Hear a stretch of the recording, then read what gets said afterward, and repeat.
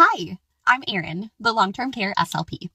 Let's talk about voicing, that tiny little buzz that matters for babies, kids, and older adults alike. Voicing asks one question. Do the vocal folds vibrate when you make a sound? Try it out now. Put a hand on your throat and then say pat versus bat. That's voicing. The P, is voiceless, and the vocal folds don't buzz, and the B, is voiced. The vocal folds buzz. You'll often see voicing contrasts in stops, so a P versus a B sound, fricatives, an S versus a Z sound, and affricates. Here's why voicing matters for different ages. For kids, learning voicing contrasts is a part of speech and phoneme awareness. If a child regularly drops voicing, so for example saying cap instead of cab, it can make reading and spelling harder later because letters map to these sound differences. Early screening and short home practice can help a lot. We're actually often teaching both the feeling, with a hand on the throat, and the sound, usually via listening games.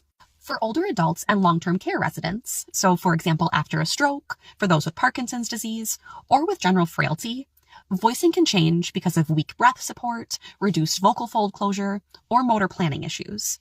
That often will show up as a breathy voice, reduced consonant buzz, and reduced clarity, even when the articulators look okay.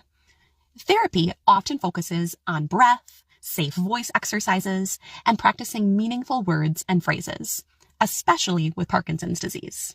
Some quick demos that you can do right now. Put your hand on your throat and practice the different sounds. So pat versus bat, or so versus zo. Which one buzzes? You can also do a whisper test where you whisper a word, then you say the word. Note the difference in how it feels and sounds. You can also do a tissue puff test for stops specifically.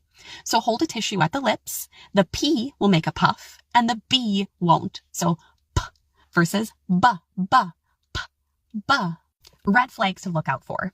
Look out for sudden hoarseness, pain with voicing, or rapid loss of voice. If you see any of those, refer to ENT, ear, nose, and throat, or otolaryngology. All of it means the same thing.